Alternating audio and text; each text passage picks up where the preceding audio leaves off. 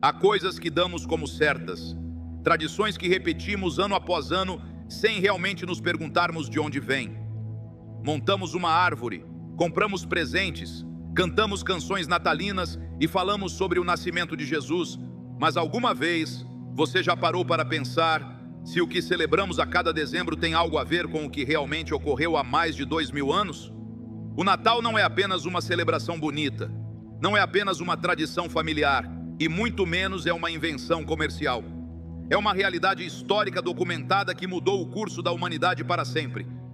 Quero que abra sua mente hoje, que deixe de lado o que você acredita saber e se mergulhe na verdadeira origem do Natal segundo a Bíblia. Não como um relato adoçado, não como uma história infantil, mas como o acontecimento que dividiu a história em dois. Porque aquele bebê que nasceu em um lugar humilde não era apenas uma criança. Era a promessa que há séculos esperava se cumprir. Era a resposta para uma humanidade ferida. Era o próprio Deus tomando forma humana para caminhar entre nós.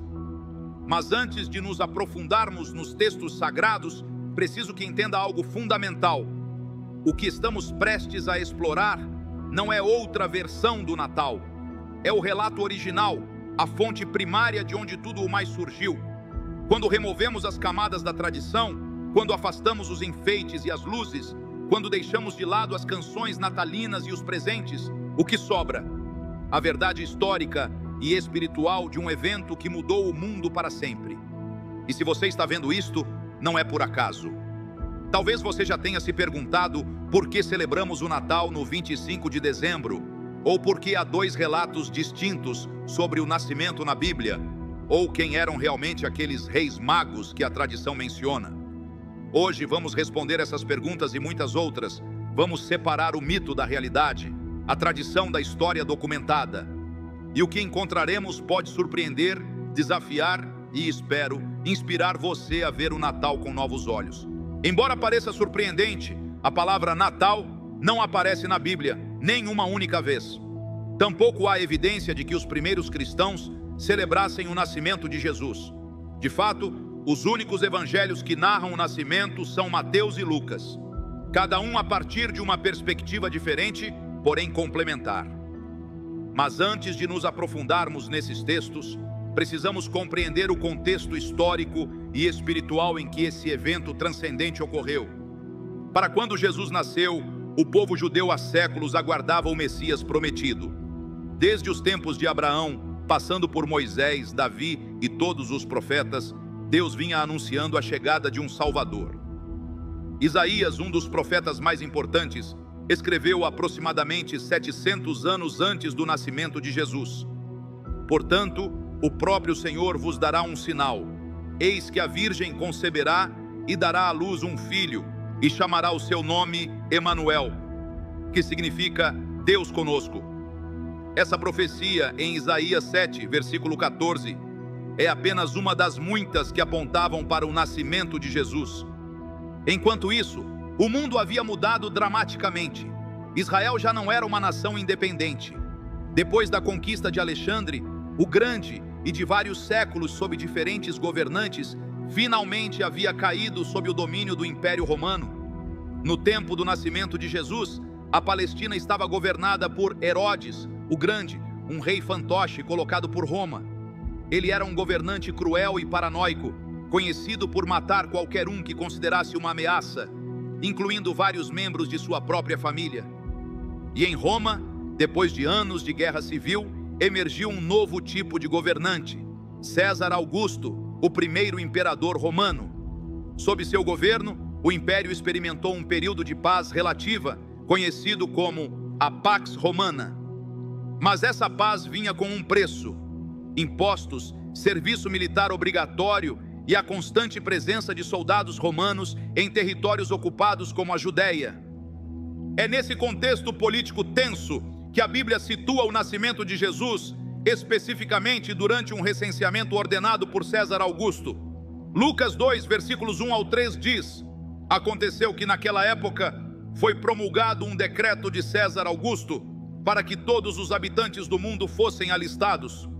Esse primeiro recenseamento aconteceu quando Cirênio era governador da Síria, e todos iam para se alistar, cada um à sua cidade. Esse detalhe histórico é crucial porque nos ajuda a entender por que Maria e José, que viviam em Nazaré, uma pequena aldeia na região da Galileia, tiveram que viajar para Belém, a cidade ancestral de José, por ser descendente do rei Davi. E essa viagem, de aproximadamente 150 quilômetros por um terreno montanhoso, teve de ser feita com Maria em avançado estado de gravidez. Mas isso não foi uma coincidência nem um inconveniente casual. Foi parte de um plano divino que fora profetizado séculos antes. O profeta Miqueias havia escrito por volta do ano 700 a.C. Mas tu, Belém Efrata, pequena entre as famílias de Judá, de ti sairá aquele que governará em Israel. E as suas origens são desde os tempos antigos, desde os dias da eternidade. Essa profecia em Miqueias 5, versículo 2, apontava especificamente que o Messias nasceria em Belém, apesar de José e Maria viverem em Nazaré. Você se dá conta do quão extraordinário é isso? Um imperador romano, a milhares de quilômetros de distância, decreta um recenseamento que obrigaria um casal judeu a viajar exatamente para a cidade onde as profecias diziam que o Messias nasceria. Os fios da história humana e divina se entrelaçam de maneira surpreendente neste momento. Mas vamos recuar um pouco na história. Como Maria e José se encontraram nessa situação em primeiro lugar? Segundo o relato de Lucas, tudo começou com a visita de um anjo a Maria, uma jovem virgem prometida em casamento a José. Lucas 1, dos versículos 26 ao 38, descreve esse momento crucial. No 6º mês, o anjo Gabriel foi enviado por Deus a uma cidade da Galileia, chamada Nazaré, para uma virgem prometida em casamento a um homem chamado José, da casa de Davi, e o nome da virgem era Maria.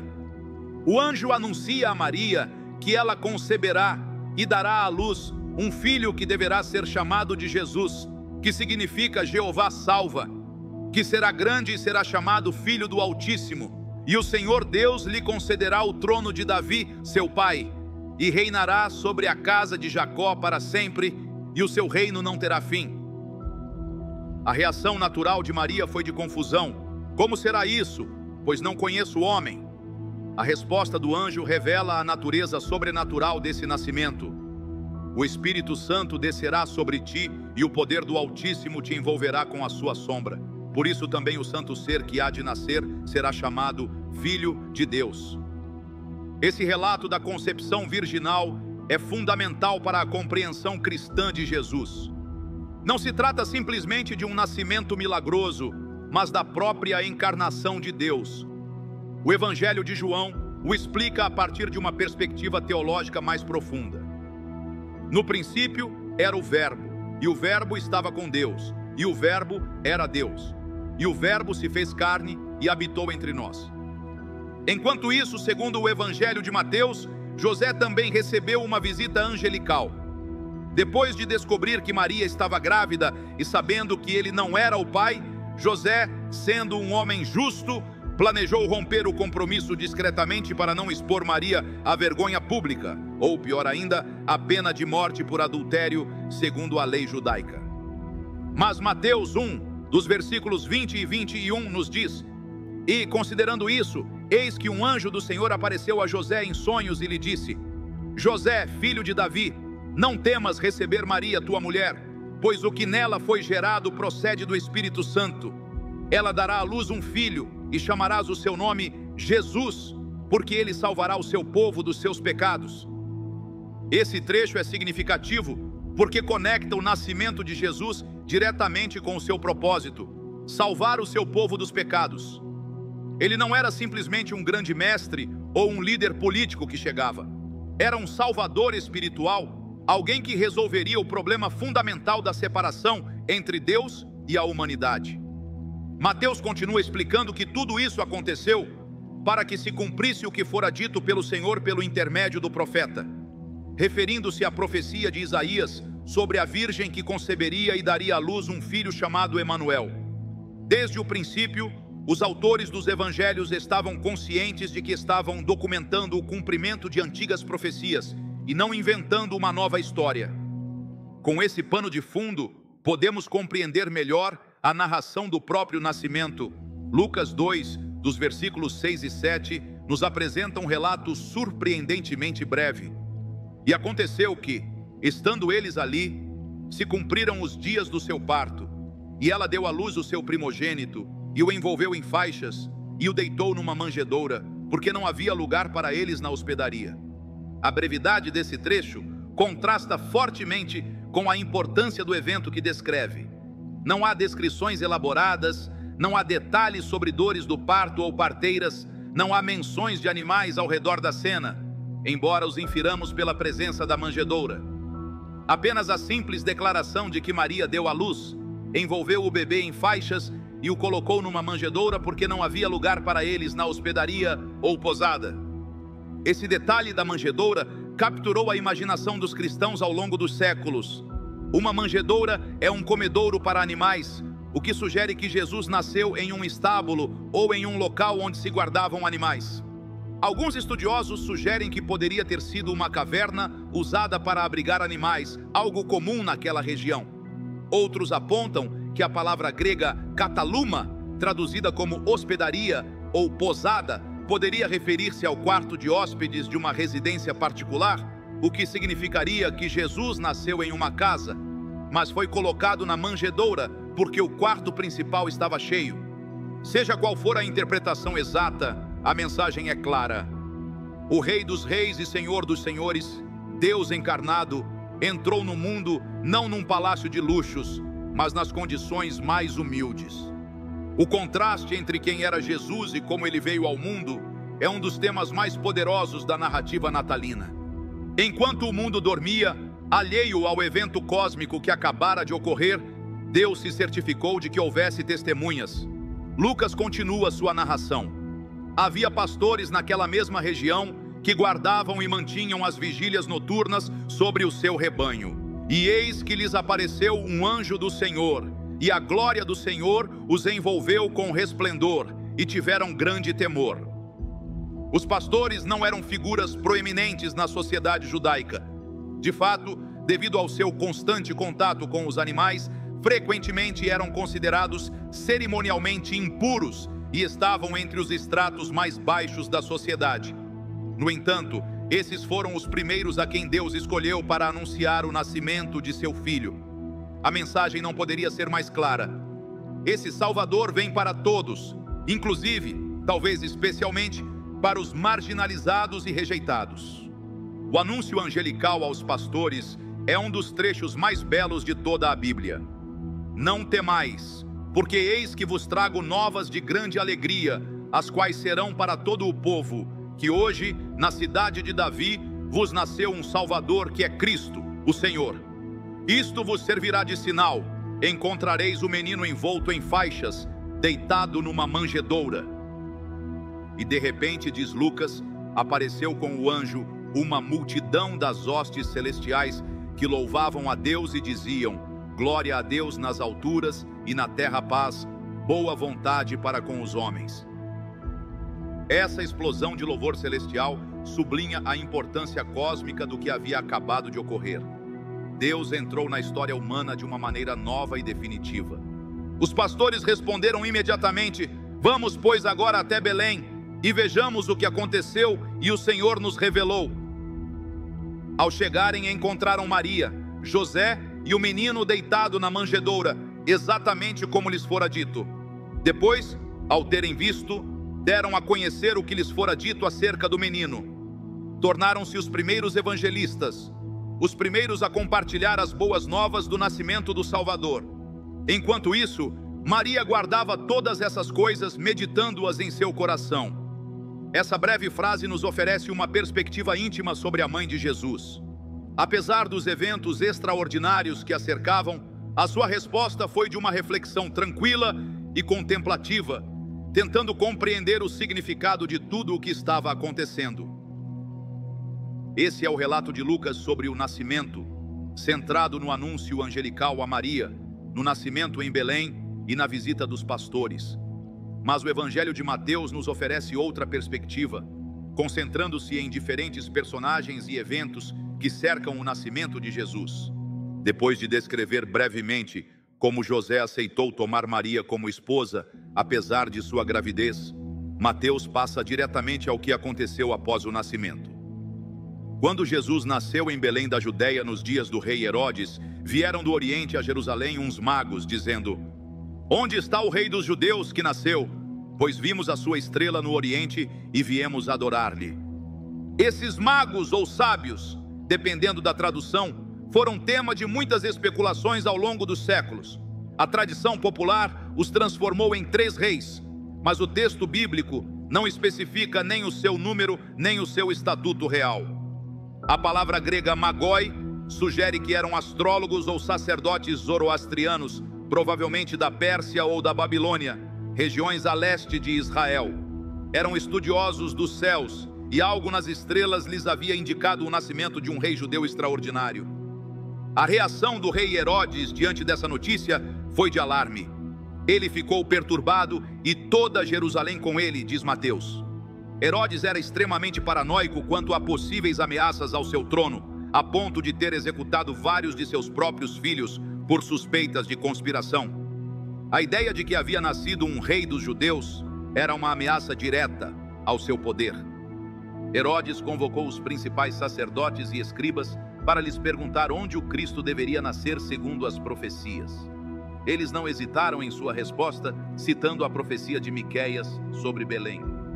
É fascinante notar que os líderes religiosos judeus conheciam perfeitamente as profecias sobre o Messias, mas não demonstraram interesse em ir ao seu encontro quando foram informados que ele poderia ter nascido.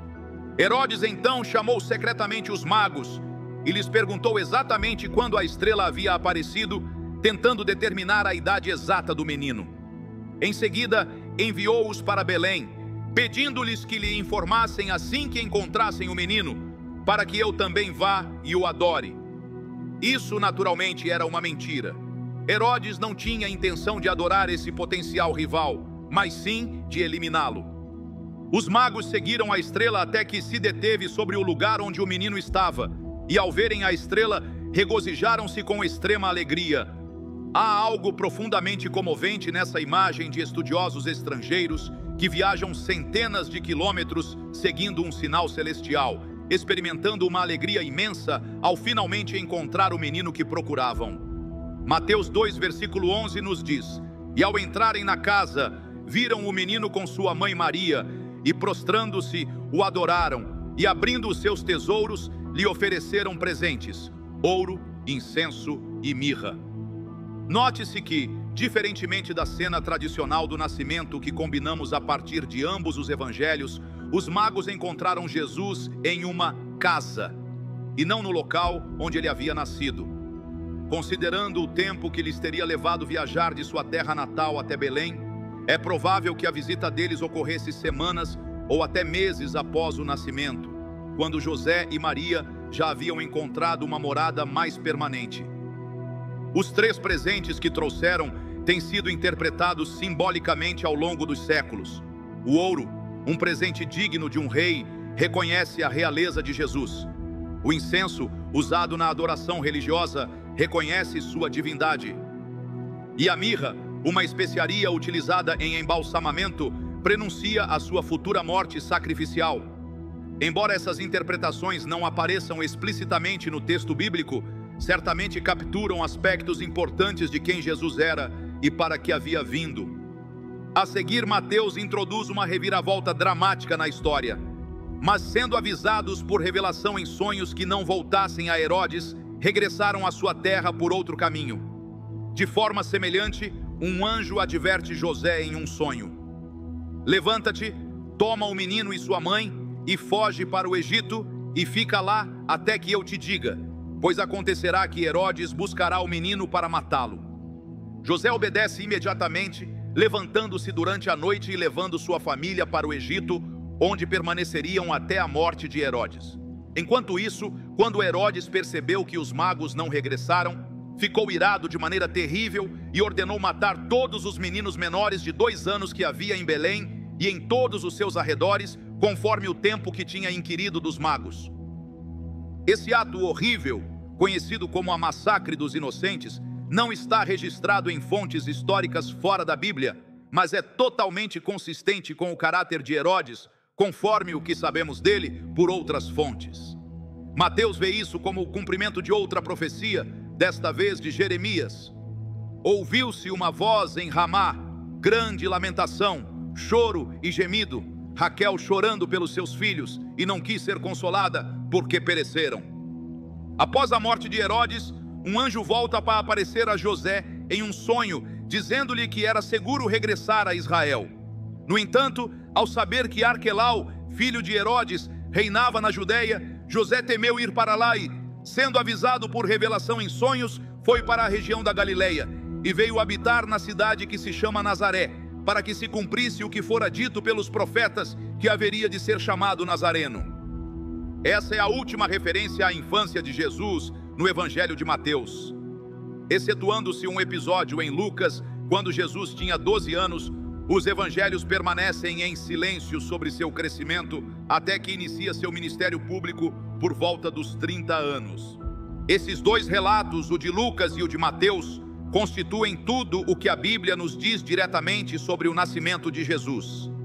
Eles não mencionam a data do nascimento, não falam de um boi e um jumento presentes no estábulo, não descrevem os magos como reis, nem especificam que eram 3. Muitos desses detalhes que associamos ao Natal provêm de tradições posteriores e não do próprio texto bíblico. Então, por que celebramos o Natal no 25 de dezembro se a Bíblia não menciona essa data?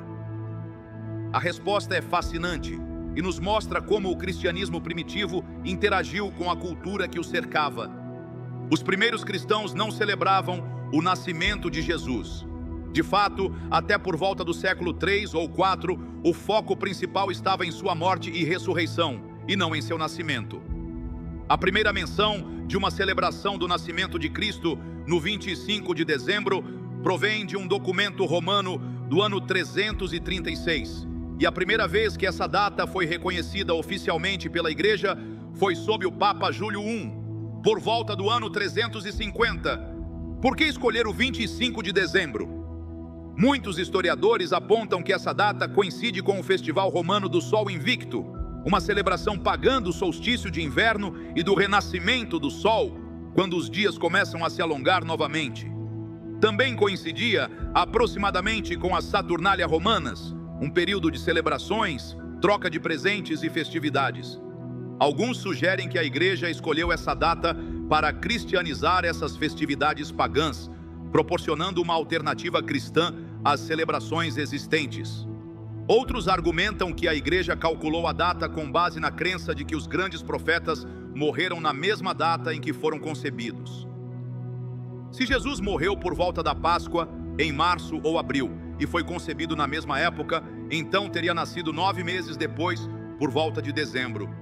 Seja qual for a razão, está claro que a data do 25 de dezembro não tem base no texto bíblico e provavelmente não reflete a data real do nascimento de Jesus.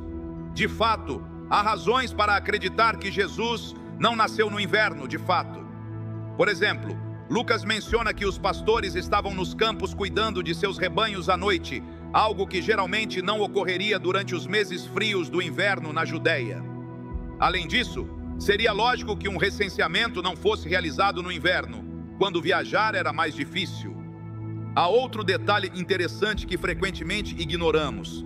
A Bíblia nunca menciona o ano exato do nascimento de Jesus, mas podemos fazer algumas estimativas com base nos dados que temos. Sabemos que ele nasceu durante o reinado de Herodes o Grande, que morreu no ano 4 a.C., segundo o nosso calendário atual. Isso significa que Jesus provavelmente nasceu entre os anos 6 e 4 a.C. Parece estranho, não? Cristo nascendo antes de Cristo?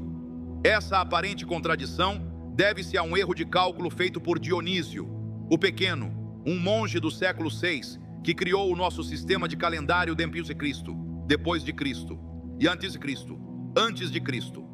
Ele calculou incorretamente a data da fundação de Roma e, portanto, o reinado de Herodes, o que resultou em uma discrepância de vários anos. Tudo isso nos leva a uma realidade fundamental. A data exata do nascimento de Jesus não é o mais importante na narrativa bíblica. O que importa é o significado do evento. Deus se fez homem, entrou em nossa realidade, em nossa história, em nossas lutas. Esse é o cerne do Natal, segundo a Bíblia. E isso nos remete ao propósito desta celebração.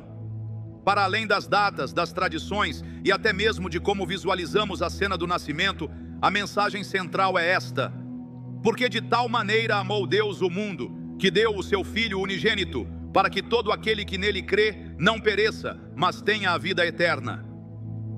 Esse versículo de João 3, versículo 6, embora não faça parte da narrativa do nascimento, capta perfeitamente o significado do Natal. Deus amou tanto o mundo que enviou o seu Filho. O nascimento de Jesus não foi um evento isolado, mas parte de um plano divino maior para reconciliar a humanidade com Deus. Para compreender plenamente o significado do Natal segundo a Bíblia, temos que considerar não apenas o nascimento, mas todo o arco da vida de Jesus. O apóstolo Paulo expressa isso de forma bela em sua carta aos Filipenses, o qual, sendo em forma de Deus, não considerou o ser igual a Deus como algo a que se apegar, mas esvaziou-se a si mesmo, tomando a forma de servo, feito semelhante aos homens, e havendo-se achado em forma de homem, humilhou-se, tornando-se obediente até a morte e morte de cruz. Esse trecho capta o que os teólogos chamam de quenose, ou autoesvaziamento de Cristo. A pessoa que nasceu naquela manjedoura em Belém não era menos que o próprio Deus, que se despojou voluntariamente de sua glória e privilégios divinos para assumir a forma de um ser humano vulnerável. E não qualquer ser humano, mas alguém nascido na pobreza, numa nação ocupada, destinado a uma vida de dificuldades que culminaria em uma morte brutal na cruz. Por que Deus faria algo assim? A resposta, segundo a Bíblia, é o amor. Um amor tão imenso, tão incompreensível, que estava disposto a sacrificar tudo pelo amado. Um amor que não se contenta em permanecer distante, mas que quer experienciar nossas vidas desde o interior, compartilhar nossas dores e alegrias, viver e morrer como um de nós. É por isso que o Natal não pode ser plenamente compreendido sem a Páscoa. A manjedoura aponta para a cruz. O menino envolto em faixas é o mesmo que viria a ser envolto em panos funerários. Os presentes dos magos, especialmente a mirra utilizada em embalsamamentos, prefiguram a sua morte. Até mesmo a massacres dos inocentes, ordenada por Herodes, é um sombrio lembrete de que Jesus nasceu num mundo violento e cruel, um mundo que desesperadamente necessitava da salvação que ele traria. Essa é a razão pela qual os evangelhos não se prendem aos detalhes pintorescos do nascimento. O objetivo deles não é nos fornecer uma cena natalina sentimental, mas mostrar como o nascimento de Jesus cumpriu antigas profecias e fez parte do plano de Deus para redimir a humanidade. É interessante notar como os diferentes evangelhos abordam o nascimento. Marcos, o evangelho mais antigo segundo a maioria dos estudiosos, não menciona o nascimento de forma alguma, iniciando com o batismo de Jesus quando ele era adulto. João, o evangelho mais teológico, não descreve o nascimento físico, mas a encarnação em termos cósmicos. No princípio era o Verbo, e o Verbo se fez carne e habitou entre nós. Mateus e Lucas são os únicos que dão detalhes sobre o nascimento, cada um enfatizando aspectos diferentes conforme seu público e propósito. Mateus, escrito principalmente para os judeus, enfatiza o cumprimento das profecias do Antigo Testamento e a genealogia de Jesus traçada através de Davi, demonstrando o seu direito ao trono de Israel. Lucas, escrevendo para os gentios, enfatiza a universalidade da mensagem de Jesus, mostrando como o seu nascimento foi anunciado tanto para os judeus, os pastores, quanto para os gentios, implicitamente através dos magos. Esses diferentes enfoques nos lembram que a história do Natal não é um simples relato linear, mas uma verdade multifacetada que pode ser abordada de vários ângulos.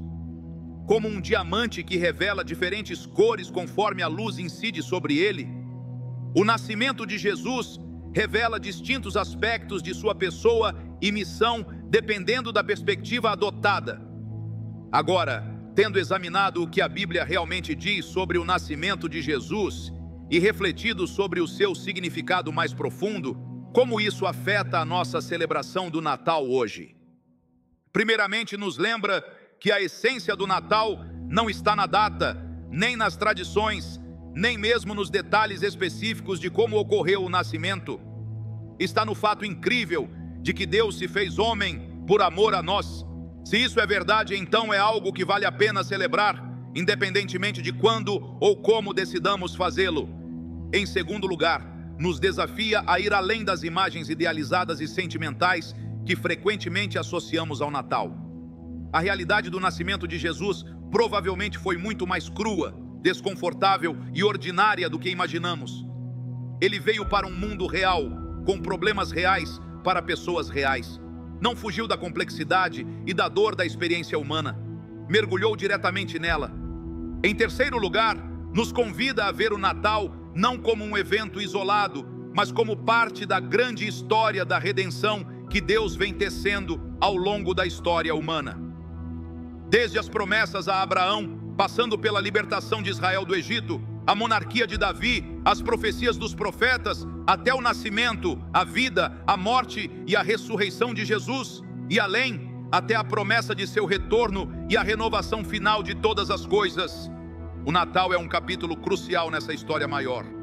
Ao nos aprofundarmos nos detalhes do relato bíblico, descobrimos que há certos aspectos que frequentemente negligenciamos em nossas celebrações natalinas tradicionais. Por exemplo, a tensão política que existia na época do nascimento de Jesus. O anúncio de que havia nascido um rei dos judeus era profundamente político em um contexto onde Israel estava sob ocupação romana e onde Herodes, um rei fantoche, se apegava com ciúmes ao seu poder. O anúncio angelical aos pastores, glória a Deus nas alturas e na terra paz, boa vontade para com os homens, contrastava fortemente com a propaganda romana que proclamava a paz e segurança sob César Augusto. O evangelho estava apresentando um reino alternativo, que não se baseava na força militar e na opressão, mas na paz que vem da reconciliação com Deus. Outro aspecto frequentemente negligenciado é o papel das mulheres na narrativa do nascimento. Em uma sociedade onde as mulheres possuíam pouco status, é significativo que Lucas dedique tanto espaço às experiências de Maria e de sua parente Isabel. O Magnificat, o cântico de louvor de Maria, após o anjo anunciar que ela levaria o Messias, é um dos trechos mais revolucionários da Bíblia, falando de como Deus derrubou os poderosos de seus tronos e exaltou os humildes, saciou os famintos com bens e enviou os ricos embora de mãos vazias. Da mesma forma, a inclusão de mulheres na genealogia de Jesus em Mateus, Tamar, Raabe, Ruth, a esposa de Urias, Batseba, todas mulheres com histórias complicadas, algumas delas não judias, é um poderoso indicativo de que o reino de Deus era inclusivo de uma forma que desafiava as normas sociais da época. E depois há o tema da humildade. O nascimento em condições humildes, os primeiros testemunhos sendo dos pastores de baixo status, a fuga para o Egito como refugiados. Tudo isso fala de um Deus que se identifica não com os poderosos e privilegiados, mas com os marginalizados e vulneráveis. O teólogo alemão Dietrich Bonhoeffer expressou de forma impactante: Deus não se envergonha da condição humana inferior, ele entra diretamente nela. Deus está onde nós estamos, mas nós não estamos onde Deus está. Essas dimensões do relato natalino desafiam nossa tendência de domesticar o Natal, de transformá-lo numa celebração confortável e segura que não perturba o status quo. O Deus que entrou em nosso mundo na forma de um bebê vulnerável veio inaugurar um reino que viraria o mundo de cabeça para baixo, onde os primeiros seriam os últimos e os últimos os primeiros. Talvez uma das implicações mais profundas da história do Natal seja como ela desafia nossa compreensão de Deus. Em muitas tradições religiosas, Deus é concebido como distante, inalcançável, intocável. Mas o cristianismo apresenta um Deus que está disposto a entrar nas limitações e vulnerabilidades da experiência humana. Um Deus que conhece de primeira mão o que significa sentir fome, sede, cansaço, tentação e até mesmo o abandono e a morte. Como expressa de forma bela o autor da carta aos Hebreus: não temos um sumo sacerdote que não possa compadecer-se das nossas fraquezas, mas sim um que, em tudo, foi tentado como nós, sem pecado.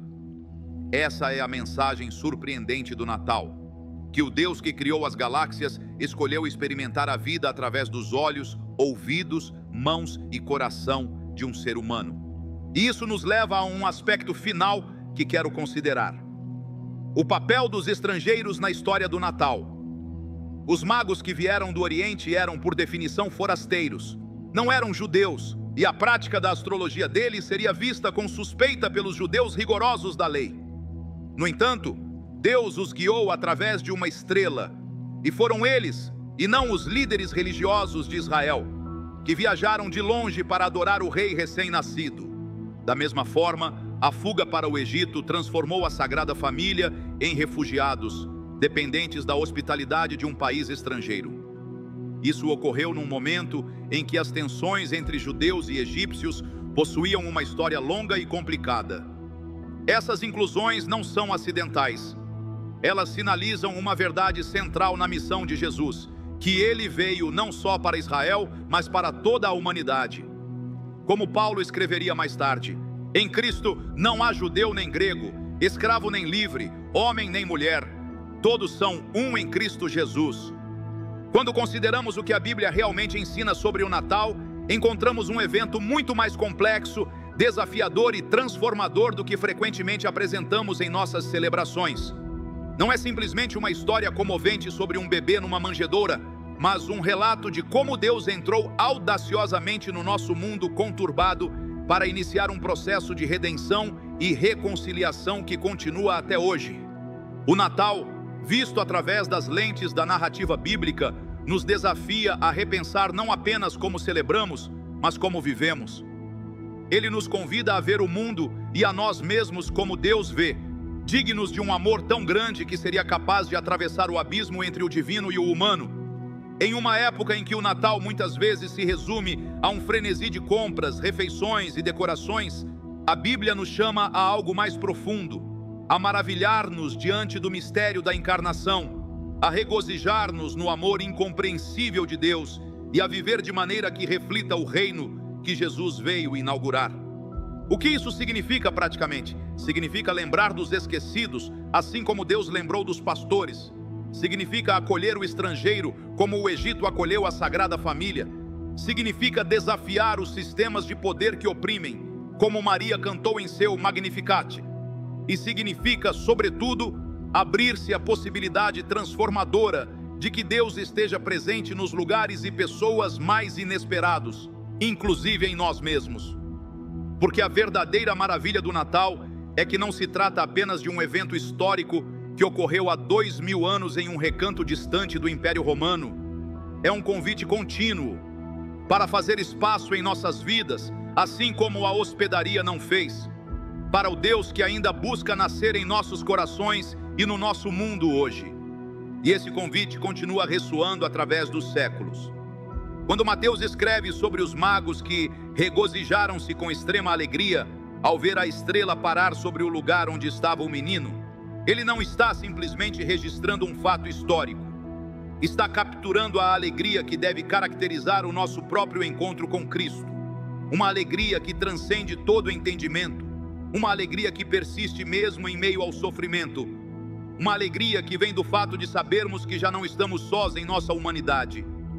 Da mesma forma, quando Lucas escreve que Maria guardava todas aquelas coisas, meditando-as em seu coração, ele nos convida a fazer o mesmo, a dedicar tempo para refletir profundamente sobre o significado desses eventos, permitindo que transformem a nossa compreensão de quem somos e de quem é Deus. E agora, após termos explorado o que a Bíblia realmente diz sobre o nascimento de Jesus, voltemos à pergunta com a qual começamos: o que tudo isso significa para a nossa celebração do Natal hoje? Acredito que nos convida a um equilíbrio.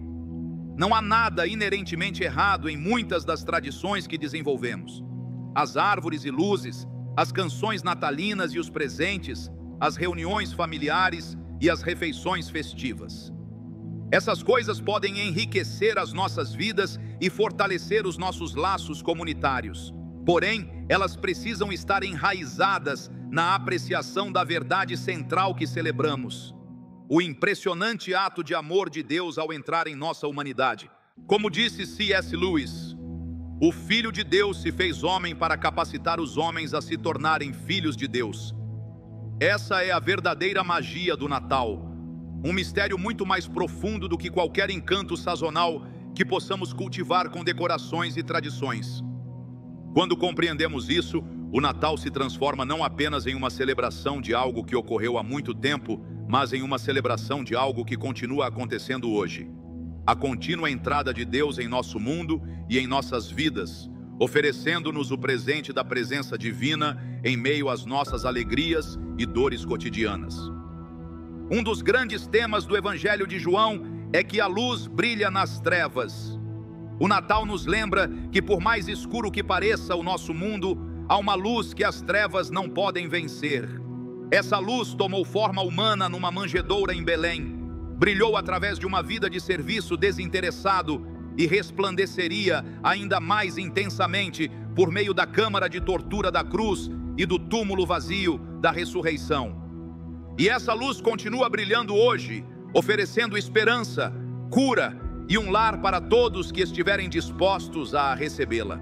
Como diz João: a todos quantos o receberam, aos que creram em seu nome, deu o poder de se tornarem filhos de Deus.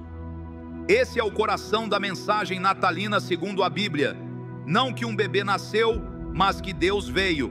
Não que um bom mestre ou exemplo moral apareceu na cena, mas que o Criador do universo se fez criatura.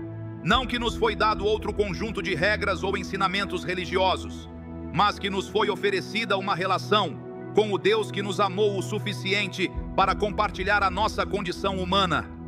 Em um mundo que frequentemente parece dividido por diferenças políticas, religiosas, étnicas e econômicas, o Natal nos apresenta a possibilidade de unidade em torno de um amor que transcende todas essas divisões.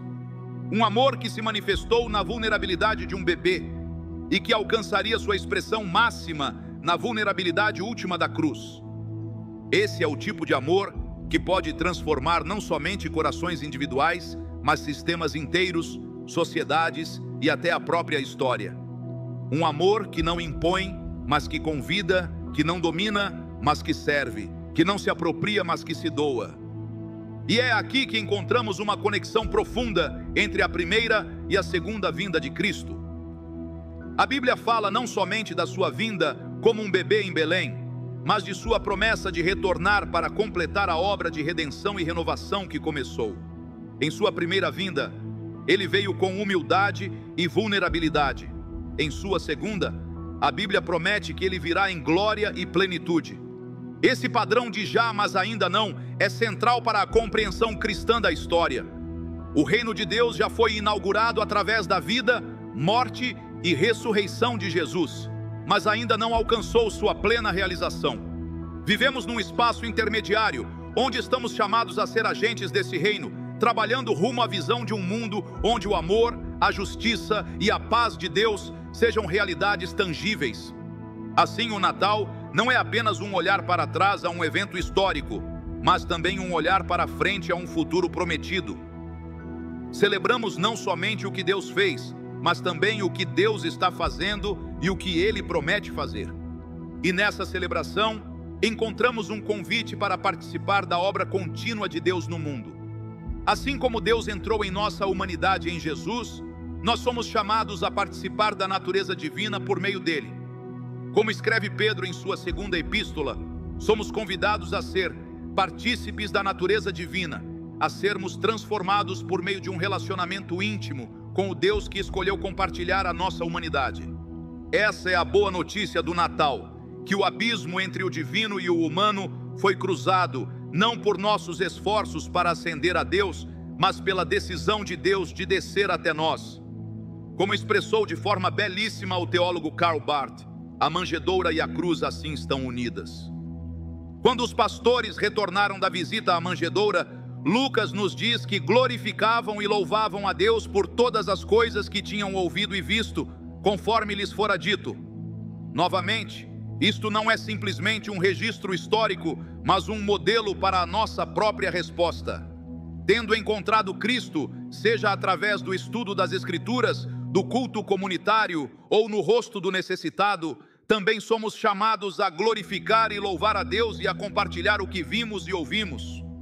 Por isso, nesta temporada, enquanto desfrutamos das tradições e celebrações do Natal, podemos fazê-lo com uma consciência mais profunda do extraordinário mistério que comemoramos. Não apenas de um lindo nascimento, mas da própria encarnação de Deus. Não apenas de um momento de alegria sazonal, mas do ponto de inflexão da história humana. Não apenas de uma história que contamos uma vez por ano, mas de uma realidade que pode transformar a maneira como vivemos a cada dia. E assim como os magos vindos de terras distantes, nós também nos aproximamos desse mistério com assombro e reverência. Assim como os pastores que abandonaram seus rebanhos, nós também respondemos ao anúncio celestial com urgência e alegria. E como Maria, também guardamos essas coisas, meditando-as em nossos corações. Porque, independentemente dos detalhes exatos de como aconteceu, para além das tradições que acumulamos ao longo dos séculos, apesar das diversas formas como diferentes culturas interpretaram e celebraram esse evento, a verdade central permanece.